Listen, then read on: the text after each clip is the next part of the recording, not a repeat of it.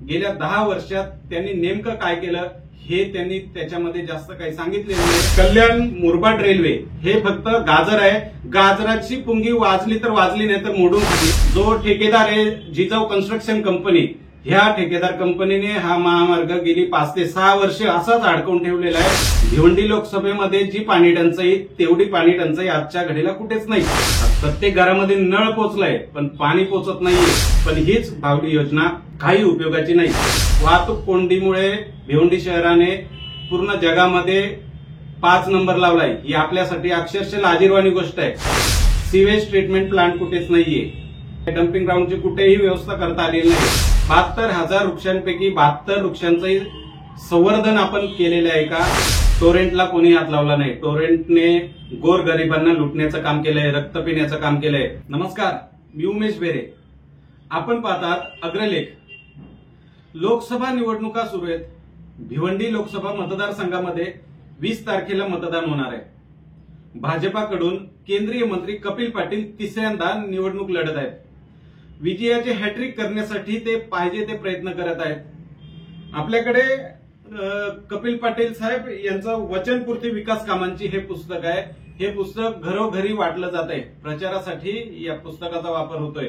त्यांनी केलेली विकास कामं आणि त्यांनी केलेली बाकीची कामं, मंजूर केलेली कामं, पूर्णत्वास आलेली कामं आणि प्रस्तावित कामं यांचा याच्यामध्ये आढावा आहे।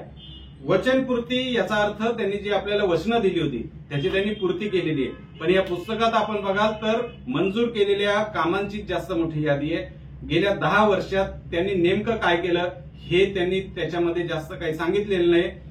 हे पुस्तक वाचून असं वाटतं की कपिल पाटील साहेब गेली 10 वर्ष ट्रेनिंग पिरियडवर काम करत होते आणि पुढील 5 वर्षामध्ये ते ही सगळी कामं करणार आहेत। कारण आता 2024ला किंवा 2023ला मंजूर केलेल्या कामांचा याच्यामध्ये खूप त्यांनी आढावा घेतलेला आहे।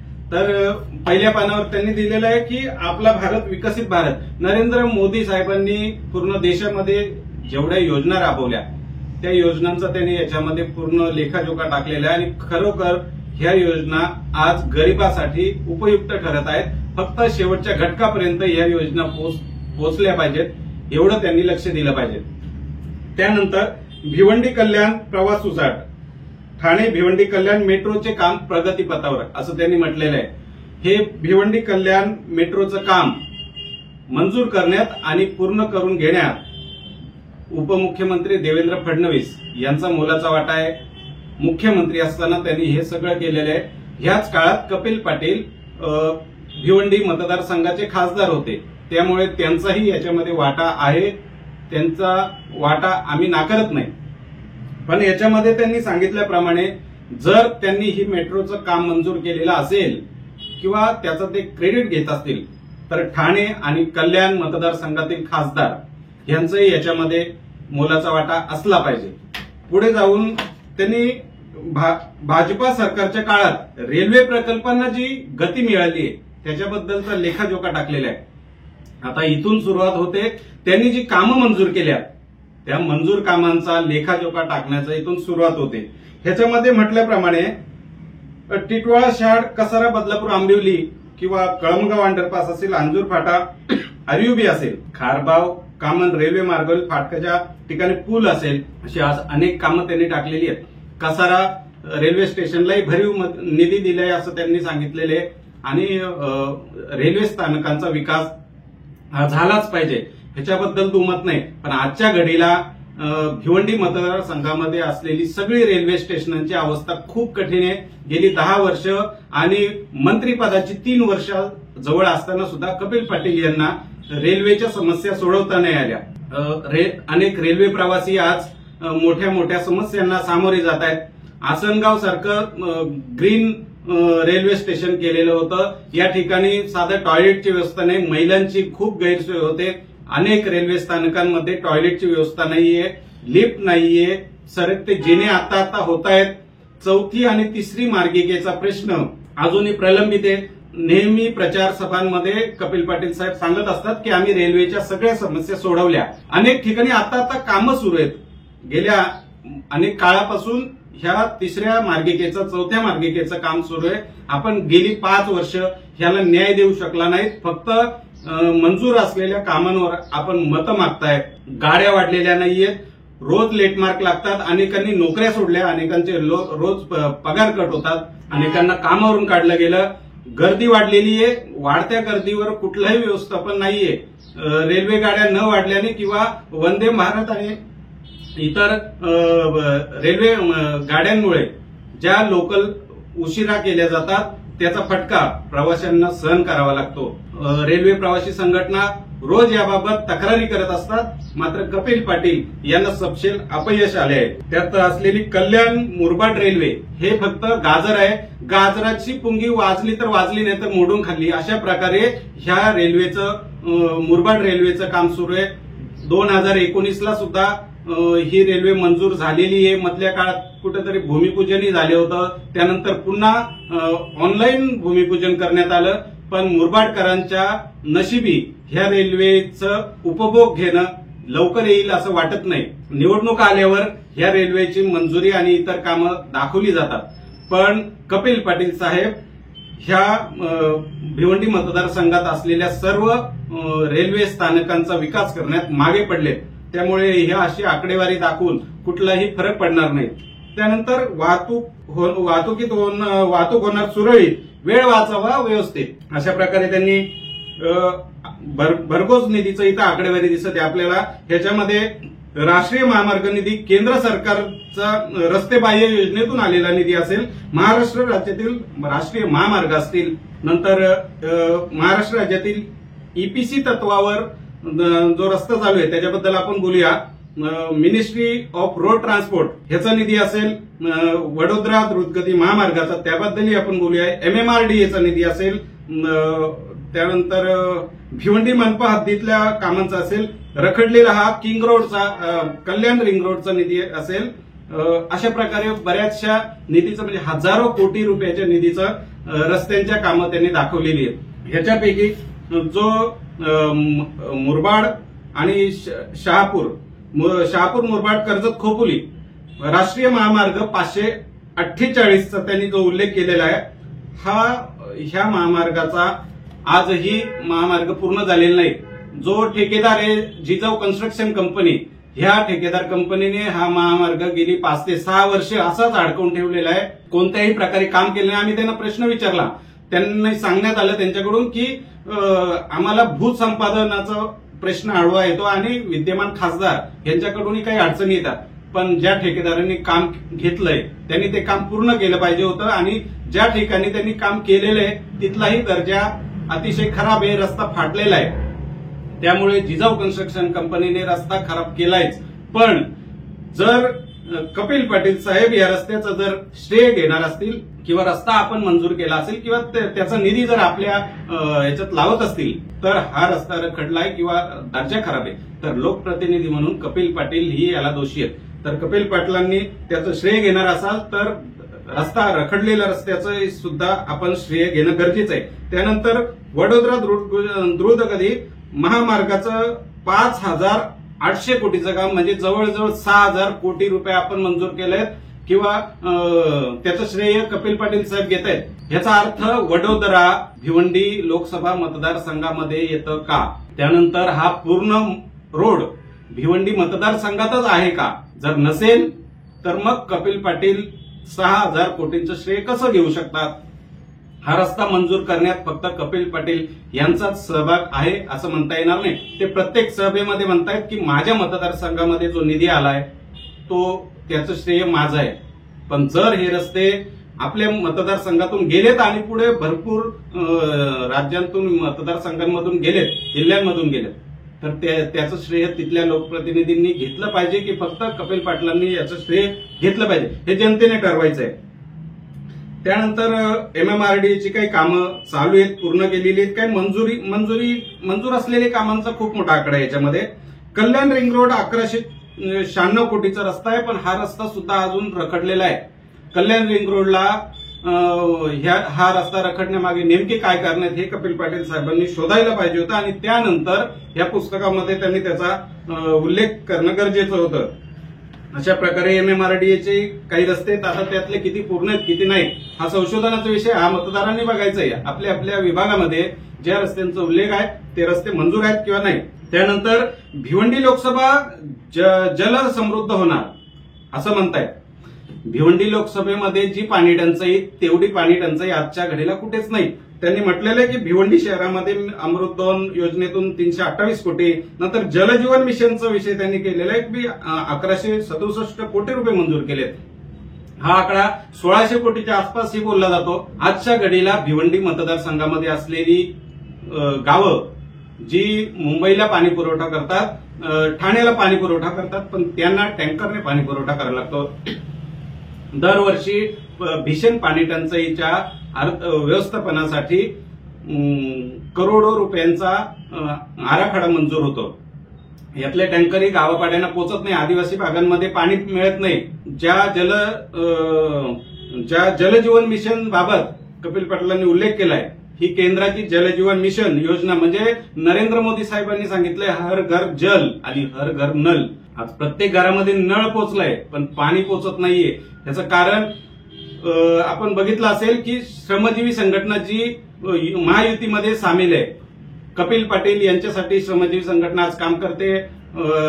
महायुतीमध्ये श्रमजीवी संघटना आहे, पण ह्याच श्रमजीवी संघटनेने अतिशय चांगलं काम केलेलं आहे की केंद्र सरकारची योजना उघडी पाडली आहे. यामध्ये खूप मोठा भ्रष्टाचार झालाय. गावगाव जाऊन श्रमजीवी संघटनेने पाईप उखडून हा भ्रष्टाचार उघड केलेला आहे. त्याच्यामुळे ह्या जलजीवन मिशन मधून लोकांना पाणी मिळणार नाही, फक्त ठेकेदार अधिकारी आणि राज्यकर्त्यांच्या तिजोऱ्या भरण्याचं काम केलेलं आहे. त्यामुळे जलजीवन मिशन बाबत बोलणं हे कपिल पाटील साहेबांनी टाळावं आणि जर ते याबाबत बोलत असतील तर यातला भ्रष्टाचाराचं श्रेयही त्यानं घ्यावं. कारण जिथं भ्रष्टाचार झालाय तिथं लोकप्रतिनिधींनी लक्ष दिलं पाहिजे. काही भाषणांमध्ये कपिल पाटील साहेब बोलले होते की जर मी माझं काम फक्त निधी मंजूर करून घेणे पूर्ण करणं नाही, पण जर लोकप्रतिनिधी म्हणून तुम्ही असाल, आज नरेंद्र मोदी साहेब देशाचं कारभार सांभाळतात, ज्या ठिकाणी भ्रष्टाचार होतो तिथं त्यांचं लक्ष असतं. जर तुम्ही आमचे पालक असाल, जर तुम्ही आमचे लोकप्रतिनिधी असाल, तर इथं तुम्ही काम जे मंजूर करता त्या कामाची कुठपर्यंत प्रोसेस आहे ते सुद्धा बघणं आपलं काम आहे. ह्याच्यामध्ये भिवंडी मतदारसंघामधील वाडा असेल, शहापूर तालुक्यातल्या भावली धरणाचा विषय 300 कोटी रुपये मंजूर केलेत. काही भाषणांमध्ये कपिल पाटील साहेबांनी सांगितलंय की याचं श्रेय पांडुरंग बरोडांचं नाहीये, माझे आमदार उगाच श्रेय घेतात, याचं श्रेय उपमुख्यमंत्री देवेंद्र फडणवीस यांचं आहे. त्यांनी स्वतः देवेंद्र फडणवीसांकडे पाठपुरावा करून हे केलेले असं त्यांचं म्हणणं आहे. सर्वांना माहिती आहे पांडुरंग बरोरा यांनी भावली योजना मंजूर करून आणली, त्यासाठी किती काम केलं. मंत्रालयात त्यांनी अनेक वेळा अनेक मंत्र्यांच्या भेटी घेतल्या, हे सगळ्या तालुक्याला जिल्ह्याला माहिती आहे. फक्त फडणवीस नाही तर इतर काही नेत्यांनी सुद्धा त्यांना खूप मदत केली होती. त्या नेत्यांची यादी खूप मोठी, पण आजच्या घडीला कपिल पाटील याचं श्रेय घेतात. पण हीच भावली योजना काही उपयोगाची नाही.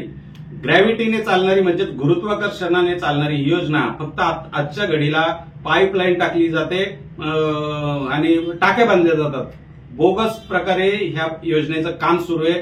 गेल्या 2015 पासून ह्या योजनेबाबत बोललं जात आहे. ह्या योजनेमुळे अनेक गावच्या पाणी पुरवठा योजना झाल्या नाही. 97 गावं आणि 100-150 पाडे ह्या गावांमध्ये ह्या बावली योजनेचं पाणी जाणार आहे. आज बादशाचं बॅकवॉटर ज्या ठिकाणी जवळ असलेली गावं म्हणजे कोठेरा असेल, साकडगाव असेल, अशा गावांना पाणी नाहीये. टाकी पठारला पाणी नाहीये. ग्रॅव्हिटीने जर पाणी पुरवठा होणार असेल तर साकडगावच्या पठारावर बादशाचं बॅकवॉटर लवकर पोहोचेल की भावलीवरून येणारं पाणी वरती चढणार आहे. टाकी पठारच्या पठारावर ग्रॅव्हिटीने पाणी कसं चढेल हे कोणालाही याचं वर्णन करता येणार नाहीये. त्यामुळे भावली योजना सबसे फेल ठरणार आहे. मार्च महिन्यापासून ह्या धरणामध्ये पाणी नसतं. जर भातसा शहापूरसाठी पाणी रिझर्व्ह ठेवलं तर इगतपुरी तालुक्याला पाणी मिळणार नाही. नाशिक धरणांचा तालुका नाशिक मधून पाणी मागतोय, पण त्याच धरणामध्ये पाण्याचा तुटवडा आजही असतो. तो पूर्ण उन्हाळा ह्या धरणामध्ये पाणी कमी असतं. तो धरण शहापूरला कसं काय पाणी पुरवठा करणार आणि ग्रॅव्हिटीने मोठमोठ्या पठारी भागांमध्ये ह्याचं पाणी कसं जाणार. त्यामुळे ह्या योजनेचं श्रेय जर कपिल पाटील साहेब घेत असतील किंवा पांडुरंग बरोबर घेत असतील तर त्यांनी ही योजना पूर्ण पण करून दाखवावी. पण गेली 8 वर्ष लोकांना पाण्याअभावी ठेवलंय.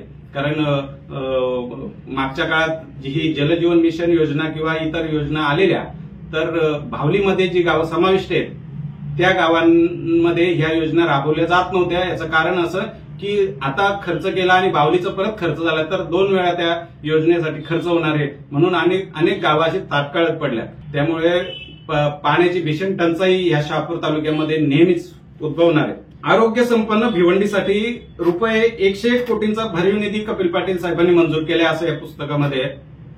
आज त्यांनी दिलंय भिवंडी मनपा हद्दीत 200 बेडचं रुग्णालय मंजूर केलंय.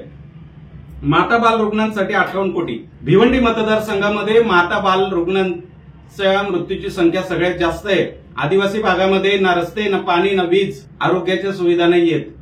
जिथं आरोग्याच्या सुविधा नाहीयेत तिथं बाल मृत्यू खूप आहेत, माता मृत्यू खूप आहेत. शहापूर असेल, वाडा असेल, मुरबाड असेल, भिवंडी ग्रामीणचा भाग असेल, ह्या इथल्या आदिवासी भागांमध्ये कुपोषणाचं प्रमाण खूप मोठं आहे. रोज कुपोषित पोरं मरतायत. गरोदर माता मृत्यू होतो. इथं सब सेंटर जागेवर नाही. प्रायमरी सेंटरमध्ये कर्मचारी तर औषधाचा तुटवडा आहे किंवा कर्मचारीच नाहीयेत अशी अवस्था आहे. रस्ते नसल्यामुळे गाड्या नाही.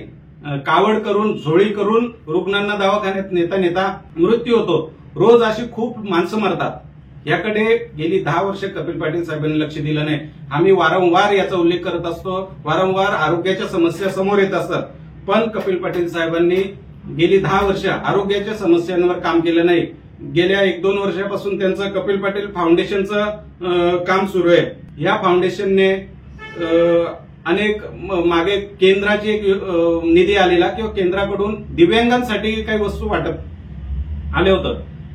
कपिल पाटील फाउंडेशनच्या माध्यमातून त्यांनी शहापूर येथे एक कार्यक्रम घेतला आणि केंद्राच्या ज्या योजना जो वस्तू आलेल्या त्या दिव्यांगांसाठी वाटप करण्यात आलेल्या. ह्याच्यामध्ये काही मुली हिंगोली, यवतमाळ इकडनं ज्या मुली आल्या होत्या त्यांची तक्रार होती की आम्हाला एवढ्या लांबून येऊन आम्ही फॉर्म भरला पण आम्हाला स्मार्टफोन मिळालेला नाही. स्मार्टफोन वाटप करणार आहेत असं सांगण्यात आलं होतं, पण स्मार्टफोनही वाटप करण्यात आलं नाही किंवा फक्त कानाच्या मशीन किंवा अशा छोट्या छोट्या वस्तू वाटप करण्यात आल्या होत्या. पण केंद्र सरकारचा आलेला वस्तू त्या कपिल पाटील फाउंडेशनच्या नावाने खपवणे योग्य नाही. मधल्या काळात आरोप होत होते की कपिल पाटील फाउंडेशन सरकारकडून आलेल्या निधीतून किंवा सरकारच्या गोळ्या औषधं घेऊन दवाखान्यामधून गावोगाव औषधं वाटप करतायत. हे योग्य नाहीये. जर आरोग्य सेवा द्यायचीच असेल तर दिली पाहिजे, पण सरकारी योजना आपल्या नावाने खपवणं योग्य नाही. त्यानंतर कपिल पाटील साहेब म्हणतात की देशातील दुसरे कार्बन न्यूट्रल आदिवासी गाव भिवंडीत तयार होणार आहे. 10 वर्षात झालेलं नाही. 10 वर्षात ह्या गावांमध्ये कोणी गेलं नाही. आताच उल्लेख केला, रस्ते आदिवासी भागांमध्ये रस्ते नाहीत. आमच्या आदिवासी बांधव कसे राहतात हे त्यांनी आता प्रचारादरम्यान बघितलं असेल. गेली 5-5 वर्ष कोणी तिथं फिरकत नाही. विधानसभेचे आमदार फिरतात ना लोकसभेचे खासदार फिरतात. आरोग्याच्या समस्या तशाच आहेत. या लोकांना रोजगार नाहीये. मुख्य प्रवाहात आणण्यासाठी रोजगाराची व्यवस्था झाली पाहिजे. शाळा, त्यांना शिक्षण चांगले मिळाले पाहिजे. शिक्षणावर कोणीही भर देत नाही. शिक्षण, आरोग्य, रस्ते, विजेच्या समस्या खूप आहेत. वेठबिगारी आज पण शहापूर तालुक्यामध्ये, भिवंडी तालुक्यामध्ये, वाडा तालुक्यामध्ये, मुरबाड तालुक्यामध्ये वेठबिगारी खूप मोठ्या प्रमाणात आहे. याच्यावर आळा बसवता आला नाही. त्याच्यामुळे हे जे कार्बन न्यूट्रल आदिवासी गाव वगैरे जे काय होणार असतील हे पुढे जर कपिल पाटील साहेब पराभूत झाले तर हे जे मंजूर होणारे किंवा करणारे ह्या गोष्टी होतील किंवा नाही. त्यामुळे मागच्या 10 वर्षाचा लेखाजोखा त्यांनी सांगणं गरजेचं होतं. आता 50,000 आदिवासी कुटुंबांना दिवाळीची भेट आहे. ही गरिबीची अक्षरशः थट्टा आहे. तुम्ही भेट देताय तर इथं सांगायची गरज नाहीये. दिवाळीला अनेक सामाजिक संस्था किंवा अनेक सामाजिक कार्यकर्ते गावोगाव जाऊन आदिवासी बांधवांना दिवाळीची भेट देत असतात. तुम्ही केंद्रीय मंत्री आता आपले कार्यकर्ते नेहमी म्हणत असतात की केंद्रीय मंत्र्यांनी ग्रामपंचायत सदस्याची कामं करू नये किंवा केंद्रीय मंत्र्यांनी पंचायत समितीच्या, जिल्हा परिषदच्या सदस्यांची कामं त्यांना सांगू नयेत. मग केंद्रीय मंत्र्यांनी ही जी छोटी छोटी गाव आहेत, छोटी छोटी कामं आहेत, ह्यांचाही उल्लेख किंवा यांचंही श्रेय घेणं अगदी चुकीचं आहे. भिवंडीमध्ये नवे पासपोर्ट ऑफिस होणार आहे. जर होणार असेल तर खरोखर स्वागत आहे. त्याबद्दल कपिल पाटील साहेबांचं खरोखर अभिनंदन करण्यात येईल. राज्य सरोवर संवर्धन योजनेत काही तलावांचा उल्लेख केलाय की त्यांना निधी मंजूर झालाय, फक्त मंजूर झालाय. गेल्या 10 वर्षामध्ये अशा प्रकारे तलाव वगैरे कुठेही झाले नाही. त्याच प्रकारे पर्यटनाला चालना वगैरे मिळणार आहे असं म्हणतायत. माऊली किल्ल्यासाठी जवळजवळ 4.90 म्हणजे 5 कोटी रुपये मंजूर करण्यात आले. तसेच पर्यटन व सांस्कृतिक विभागाकडून 5 कोटी मंजूर करण्यात आलेले आहेत. गेली 10 वर्ष साहेब खासदार आहेत. माऊली किल्ला तसाच्या तसा आहे. माऊली किल्ल्याला कुठलाही निधी येत नाहीये, तसाच पडून आहे. ज्या ठिकाणी छत्रपती शिवाजी महाराजांवर गर्भसंस्कार झाले, ह्या पावन भूमीकडे कोणीही राज्यकर्ते बघत नाहीत. फक्त इलेक्शन आले की अशा प्रकारे त्या माऊली किल्ल्याचे फोटो दाखवले जातात आणि फोटो दाखवून त्या किल्ल्याचा प्रचारासाठी वापर केला जातो. हा मंजूर निधी आहे. असे अनेक मंजूर निधी मुरबाड रेल्वे सारखे अशा अनेक प्रत्येक निवडणुकीमध्ये जाहीरनाम्यामध्ये माऊली किल्ल्याचा उल्लेख असतो, पण त्याच्यावर काम करताना कोणी आजपर्यंत दिसले नाही. त्यामध्ये सगळ्यात महत्वाचा मुद्दा आहे मलनिस्सारण व भुयारी गटार योजना. भिवंडी मतदारसंघामध्ये असलेली गावं, खुद्द भिवंडी शहर सगळ्यात घाण शहर म्हणून संबोधला जातो. भिवंडी शहराचा पूर्ण जगात 5वा नंबर लागलाय संथ शहर म्हणून. वाहतूक कोंडीमुळे भिवंडी शहराने पूर्ण जगामध्ये 5 नंबर लावलाय. ही आपल्यासाठी अक्षरशः लाजिरवाणी गोष्ट आहे. गेली 10 वर्ष साहेब या ठिकाणी खासदार आहेत. त्यांचं भिवंडी गाव आहे, भिवंडी तालुक्यातूनच येतात ते. त्यानंतर 3 वर्ष मंत्री असताना सुद्धा भिवंडी शहराचा उल्लेख जगातल्या 5 गावांमध्ये येतो आणि ते चांगल्यासाठी नाहीये की सर्वात संत शहर, वाहतुकीने, वर्दळीने, घाणीने बरबटलेले शहर म्हणून भिवंडीची गणना होते. त्याच्यात पुढे जाऊन त्यांनी भिवंडी शहरातील भूमिगत गटारांमध्ये योजनेचे 429 कोटींचं काम मंजूर केलंय म्हणताय. जर हे काम मंजूर झालं असेल तर पुन्हा त्यांचं अभिनंदन, कारण हे खूप चांगलं काम केलेलं आहे कपिल पाटील साहेबांनी. शहरांमधली गटारं चांगली झालीच पाहिजेत. भुयारी बदलापूर नगर परिषदेचे पण भुयारी गटारांचं काम त्यांनी केलेलं आहे. अशी कामं केलेली चांगली आहेत. पण भिवंडी मतदारसंघामध्ये अनेक शहर आहेत, अनेक गाव आहेत, खुद्द भिवंडी सुद्धा आहे की ते पाणी तुंबण्याची समस्या आहे, गटारं तुंबत असतात. सिवेज ट्रीटमेंट प्लांट कुठेच नाहीये. सिवेज ट्रीटमेंट प्लांटवर त्यांनी काम करणं गरजेचं होतं. आज जग कुठे चाललंय? मुंबईसारख्या ठिकाणात एवढ्या मोठ्या गटारे असताना सिवेज ट्रीटमेंट प्लांट मधून पाणी प्युरिफाय करून त्यातली घाण बाजूला केली जाते आणि तो पाणी बांधकामासाठी वापरला जातो आणि राहिलेला पाणी समुद्रामध्ये, खोल समुद्रात सोडला जातो. त्यामुळे शहरामधील घाण आणि किनाऱ्यांमधली जी घाण असते पाण्याची ती कमी होते. भिवंडी मतदारसंघामध्ये अशा प्रकारे कुठेच नाही. प्रत्येक शहर पावसाळ्यात तुंबतो. आज सुद्धा गटारी तुंबल्याने दुर्गंधी सहन होत नाही. त्याचबरोबर मुंबई नाशिक हायवेला डम्पिंग ग्राउंडची खूप मोठी समस्या आहे. डम्पिंग ग्राउंडने अक्षरशः हैराण केलेलं आहे. डम्पिंग ग्राउंडची कुठेही व्यवस्था करता आलेली नाही.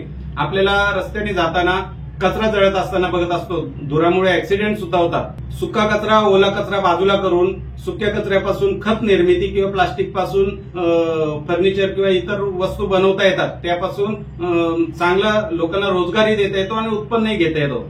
पण ह्या गोष्टी कपिल पाटील साहेबांनी कुठेही केल्या नाही.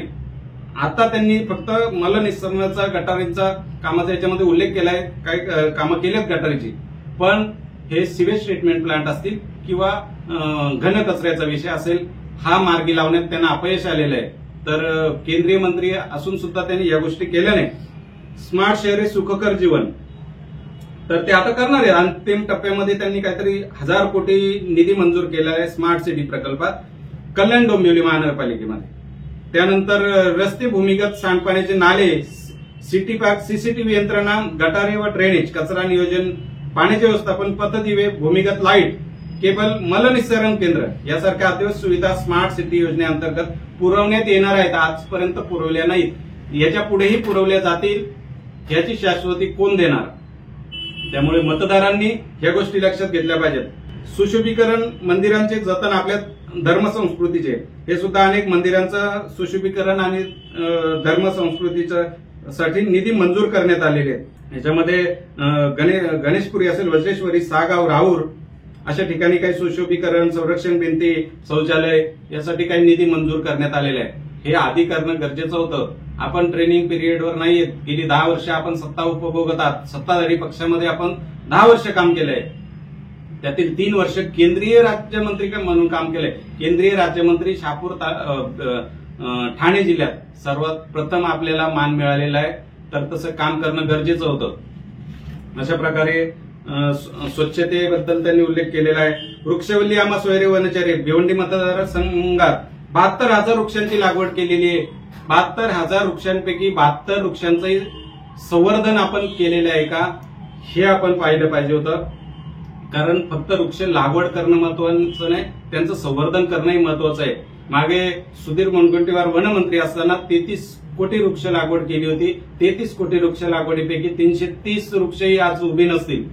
अनेक वृक्ष तशीच मरून गेली. त्यांच्याकडे लक्ष दिलं नाही, त्यांना पाणी नसेल, त्यांचं संवर्धन न केल्यामुळे फक्त वृक्ष लागवड करणं महत्वाचं नाही, त्याचं संवर्धन सुद्धा केलं पाहिजे. आणि हे केंद्र सरकारच्या वन विभागाकडून राज्य सरकारच्या वनमंत्र्यांकडून ही कामं केली जातात. त्यात कपिल पाटील साहेब जर 72,000 वृक्षांचंही क्रेडिट घेत असतील तर तो त्यांचा प्रश्न आहे. पण ह्या 72,000 वृक्षांपैकी आज किती वृक्ष उभे आहेत हे सुद्धा त्यांनी पडताळलं पाहिजे. त्यानंतर खेळाडूंना प्रोत्साहन. असं खेळाडू असेल किंवा कलाकार असतील, कलाकारांसाठी कुठेही थिएटर दिसत नाहीत. कुठेही नवीन काही उपक्रम असतील, कलाकारांना आज कुठेच जागा मिळत नाही. खेळाडूंची तीच अवस्था आहे. सुभाष मैदानात त्यांनी 10 कोटी रुपये मंजूर केले इंडोर हॉलसाठी. जर केले असतील आणि होत असेल तर खूप चांगली गोष्ट आहे. कल्याणमधील सुभाष मैदान हे खूप प्रसिद्ध मैदान आहे. या ठिकाणी मोठमोठ्या सभा होत असतात. तर या ठिकाणी जर इंडोर हॉल होत असेल तर खरोखर चांगली गोष्ट आहे. त्यानंतर पंचायती राज राज्य मंत्रालयाकडून महाराष्ट्राचा ग्रामविकास. कपिल पाटील साहेब गेली 3 वर्ष पंचायत राज राज्यमंत्री आहेत. त्यांच्याकडे पूर्ण देशाचा कारभार होता. त्यांच्या म्हणण्यानुसार महाराष्ट्रातील 849 ग्रामपंचायत भवन त्यांनी मंजूर केलेत. सगळ्यात पहिले आज काही पक्ष फुटलेले आहेत, पण शरद पवार म्हटलं तर बारामतीमध्ये शरद पवारांना प्रचार करावा लागत नव्हता. असे अनेक नेते आहेत की त्यांनी त्यांचे मतदारसंघ खूप मोठे करून ठेवलेले आहेत. पण कपिल पाटील साहेबांनी आपल्या मतदारसंघामध्ये मंत्री असून सुद्धा काहीही केले नाही. आता ते सांगतात की भिवंडी लोकसभेमध्ये 105 ग्रामपंचायत कार्यालय मंजूर केलेली आहेत 21 कोटीची. 3 वर्षात त्यांनी पंचायत राज मंत्रालयाकडून कोणतीही कामं केलेली नाहीत. आता हे मंजूर झालेली कामं नंतर होतील नाही होतील पुढची गोष्ट आहे. पण पंचायत राज विभाग आज मजबूत झाला असता तर भिवंडी मतदारसंघ खूप मजबूत झाला असता आणि त्यांना कोणतीही अडचण आली नसती. पण पंचायत राज मंत्रालयाकडून भिवंडी मतदारसंघाचा विकास करण्यात ते खरोखर अपयशी ठरले. त्यानंतर आगरी कोळी कुणबी सांस्कृतिक भवनासाठी 7 कोटी रुपये मंजूर केलेत. कल्याण पश्चिम मधील गोदरेज हिल परिसरात हे साकारण्यात येणार आहे. आज आगरी समाज, कोळी समाज, कुणबी समाज किंवा इतर बहुजन समाज कपिल पाटलांवर नाराज आहे. गेली 10 वर्ष त्यांनी कुठल्याही गावात जाऊन बघितलं नाही, कोणत्याही गावाला भेटी दिल्या नाही. आपला खासदार आपल्या गावात येऊन गेलाय असं सांगणारी माणसं तुम्हाला दिसणार नाहीत मतदारसंघांमध्ये. आणि हीच नाराजी ओढवून या मतदारसंघांमध्ये ते निवडून येण्याचा प्रयत्न करत आहेत. पण मतदार त्यांच्यावर जी नाराजी आहे ती उघडपणे प्रकट करत आहेत. त्यामुळे असे सांस्कृतिक भवन होत असतील तर ती पुढची गोष्ट आहे आणि होत असतील तर चांगलं आहे. पण आधी केलं असतं तर ही नाराजी कदाचित दूर झाली असती. भिवंडी लोकसभेतील वीज ग्राहकांना मिळणार दर्जेदार सेवा आणि स्मार्ट मीटर. हे स्मार्ट मीटर, दर्जेदार सेवा, प्रीपेड मीटर ह्या गोष्टी चांगल्या असतील वाईट असतील हे पुढचा काळ ठरवेल. पण टोरेंट सारखी कंपनी आज भिवंडीकरांचं रक्त पित आहे. अनेक आंदोलनं झाली, अनेक उठाव झाले, ते दडपण्यात आले. टोरेंटला कोणी हात लावला नाही. टोरेंटने गोरगरिबांना लुटण्याचं काम केलंय, रक्त पिण्याचं काम केलंय. आज सुद्धा टोरेंट बद्दल खूप नाराजी आहे. पण कपिल पाटील साहेब फक्त ही टोरेंट कंपनीचा दोष काँग्रेस सरकारला देतात. काँग्रेसने त्या कंपनीला इकडे आणलं 2007-8-9च्या दरम्यान. त्याच्यामुळे आज गोरगरिबांना लुटण्यात येत आहे असं त्यांचं म्हणणं आहे. पण गेली 10 वर्ष आपण इथे खासदार होतात, मंत्री होतात. ह्या कंपनीला व्यसन घालणं आपल्याला अपयश आले. त्यानंतर नवी मुंबई आंतरराष्ट्रीय विमानतळाला लोकनेते दिबा पाटील यांचेच नाव ह्याचं श्रेय फक्त आगरी कोळी बांधवांचं आहे. आगरी कोळी बांधवांनी खूप मोठा उठाव केला, खूप मोठं आंदोलन केलं. त्यानंतर दिपा पाटलांचं नाव मिळालंय आणि हे नाव मिळालं ही खूप मोठी गोष्ट आहे. पण हा हक्क होता. दिपा पाटलांनी नवी मुंबई उभारण्यासाठी जो पुढाकार घेतला होता त्यामुळे तेच ह्या नावाला पात्र होते. त्या कपिल पाटील साहेबांनी 2016ला मागणी केली होती असं म्हणतात. पण आता मागच्या 2-3 वर्षापूर्वी खूप मोठा उठाव झाल्यानंतर हे दिपा पाटील नाव देण्यात आलेलं आहे. त्यामुळे याचं श्रेय फक्त आगरी कोळी बांधवांना जातं, बाकी कोणाला जात नाही. 12वी प्रकल्पग्रस्तांच्या मुलामुलींना रोजगार दिलाय असं त्यांचं म्हणणं आहे. जर दिला असेल तर चांगलीच गोष्ट आहे. पण शहापूर तालुक्यातील भातसा प्रकल्पग्रस्त असतील, चोंडा प्रकल्पग्रस्त असतील, ह्या लोकांची आजही अवस्था खूप खराब आहे. त्यांचं पुनर्वसन झालेलं नाही. मुख्यमंत्री एकनाथ शिंदे यांनी सुद्धा खूप वेळा गाजर दाखवलाय. पुनर्वसनाचा प्रश्न तसाच पडून राहिलेला आहे. त्यानंतर चोंडा प्रकल्पग्रस्तांना नोकऱ्या नाही, त्यांच्याच जागेमध्ये प्रकल्प होऊन त्यांना नोकरीचं फक्त आश्वासन देण्यात आलं. ट्रेनिंग पूर्ण करून तांत्रिक शिक्षण घ्या, मग तुम्हाला कामाला घेऊ असं सांगून 2-3 वर्ष त्यांना फुकट राबवण्यात आलं नाशिकमध्ये. तिकडून आल्यानंतर त्यांना सांगण्यात आलं की तुमच्या जमिनी सरकारने घेतल्यात, सरकार तुम्हाला काय द्यायचं ते देईल, आम्ही तुम्हाला नोकरी देणार नाही असं सांगून त्यांना त्यांच्यावर अन्याय केला जातोय. याच्यावर कपिल पाटील साहेबांनी कधी आवाज उठवला नाही. भविष्यात ते आवाज उठवतील अशी अपेक्षा करतो. अशा प्रकारे वचनपूर्ती विकास कामांची या पुस्तिकेमधून आपण त्यांनी 35,000 कोटींच्या विकास कामांची जी यादी दाखवलेली त्याच्याबद्दल आपण थोडीशी स्पष्टीकरण देण्याचा प्रयत्न केलेला आहे. आज या मतदारसंघामध्ये 100च्या वरती मुख्य समस्या आहेत. या समस्या लवकर सुटत नाही. या समस्यांवर आपण लवकरच वेगळं विश्लेषण करूया. धन्यवाद.